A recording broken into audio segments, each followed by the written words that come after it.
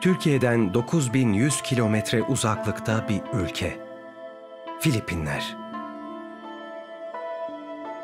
Masmavi okyanusun içerisinde bir adalar ülkesi. Güney Çin Denizi'nden Pasifik Okyanusu'na kadar tam 7107 adadan oluşuyor. 107 milyonluk nüfusu, kalabalık kentleri, 20'den fazla aktif volkanı, dünya mirası 2000 yıllık pirinç tarlaları, metrelerce yükseklikten akan şelaleleri, inci taneleri gibi duran tropikal adaları ve güler yüzlü insanlarıyla Asya'nın kıyısında tarihe iz bırakmış ülkelerden bir tanesi Filipinler. 107 milyonluk nüfusun 12 milyonu başkent Manila'da yaşıyor. Manila kenti aynı zamanda dünyanın nüfus yoğunluğu en fazla olan şehirlerinden. Filipinler bayrağının hiçbir ülkede olmayan bir özelliği var. Bayrak eğer kırmızı renk üstte olacak şekilde asılırsa ülkenin savaşta olduğu, mavi renk üstte olacak şekilde asılırsa ülkenin barış halinde olduğu simgeleniyor. Adalar arasında yolculuklar vapur ve uçakla yapılıyor. Ülkede 80'e yakın havalimanı mevcut. Filipinler, Pasifik'in en fakir ülkelerinden biri. Ülke nüfusunun %15'i diğer ülkelerde ağır işlerde çok düşük ücretlerle çalıştırılmaktadır. Okyanustan çıkarılan doğal inci ve mercanın en ucuz olduğu yerlerden biri. Filipinler'de deniz kabuğundan yapılan süs eşyaları oldukça yaygın. Birçok insan geçimini bu ürünleri satarak sağlıyor. Ayrıca inci ve mercandan yapılan mücevherler de oldukça popüler. Filipinlere gelen gezginlerin ilk dikkatini çeken şey jeepney denilen araçlardır. Camları olmadığı için kamyoneti andıran bu araçların hikayesi bölgenin sömürge günlerinin bir fotoğrafı gibi.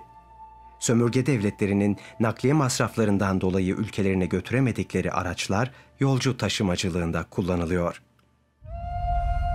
377 yıl İspanyol hakimiyetinde kalan ülke ismini İspanya Kralı II. Filipin'den alıyor.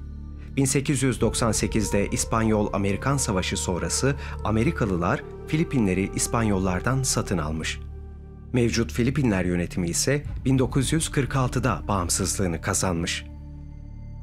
1500'lü yıllar türlü yalanlar, efsaneler, sahte seyyah hikayeleriyle denizcilerin bilinmeyen okyanuslara doğru yola çıktıkları dönemlerdir. Marco Polo seyahatnamesinde yanan taşlardan, yanan sulardan ve pusulalardan bahseder. Bunlar devrin Avrupa'sı için olağanüstü şeylerdir. Başka bir Avrupalı seyyahın yuvaları altın tozundan karıncalar, ağaçlarda büyüyen yünler gibi anlatımlarıyla Avrupalılar doğuya gidip oranın zenginliklerini elde etmek için iyice heveslenirler. Yarı hayal yarı gerçek hikayelerin peşinden koşan Portekiz denizci Magellan ise bu hevesle Filipinlere ulaşır. Ülkenin zenginliğine sahip olmak için türlü planlar yapar. Cebu'ya yakın Mactan adasında kabile lideri olan Lapu-Lapu ile savaşır ve o savaşta Magellan öldürülür. Lapu-Lapu ülkede kahraman ilan edilir.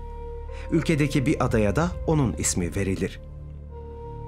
Filipinler %90'ı Hristiyan olan bir ülke. Kaynaklara göre buraya İslamiyet coğrafi keşiflerden de önce 14. yüzyılda ulaşmış. Filipinlerin en güneyinde kalan Sulu adalarına ve Mindanao'ya Müslüman tüccarların gelmesiyle birlikte yerli halk zamanla İslam dinini kabul etmişler.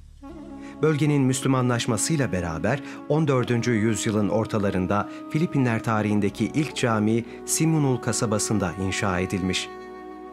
Bu gelişmenin ardından İslamiyet, adalar topluluğunun güneyinden kuzeye doğru yayılmaya başlamıştır. Seneler geçtikçe sömürge devletleri ve misyonerler ülkede çalışmalarını daha çok artırmış ve insanları İslamiyet'ten uzaklaştırmışlardır. İspanya işgalinden ve coğrafi keşiflerden önce Luzon adasında yaşayan Filipinlilerin elif, ba, ta, sa gibi okunuşları farklı harfler kullandıkları anlatılıyor. Aslında Kur'an-ı Kerim alfabesini söylemeye çalıştıklarını anlıyoruz.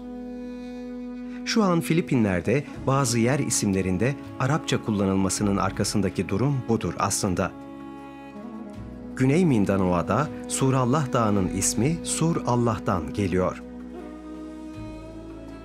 Bir Filipinli ile konuştuktan sonra ayrılırken salama dediğinizde selametle git manası anlaşılıyor. Tarihi araştırmalar yapıldığında Filipinlerle köklü bir bağımızın olduğunu da görmekteyiz. Tarihler 1900'lü yılların başıdır. Burada bulunan Müslümanlar İstanbul'a ulaşarak sultandan yardım isterler. Ehli sünnet itikadını ve usullerini öğretebilecek kitap ve yaptıkları cami için yardım istemektedirler.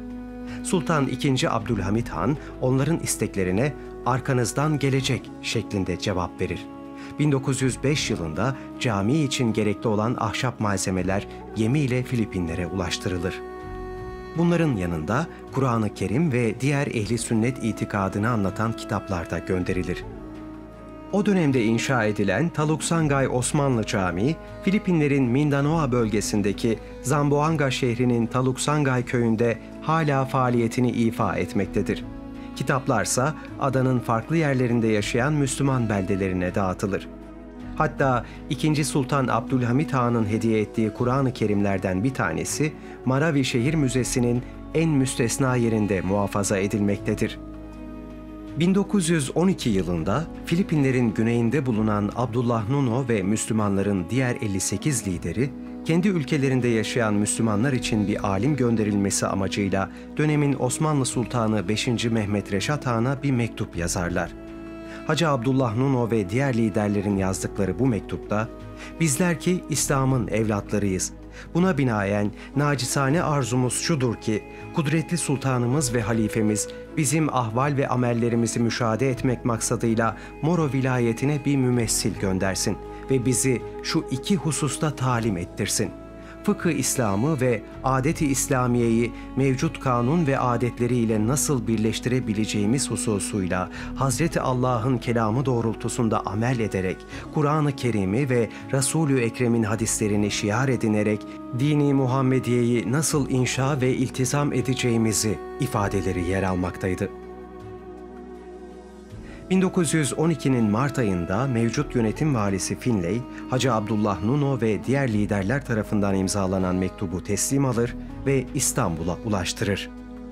Sultan 5. Mehmet Reşat Han, 13 Mayıs 1913 tarihinde Seyyid Muhammed Vecih Zeyd el-Ceylani'yi Filipinlere göndererek Osmanlı müftüsü olarak vazifelendirir.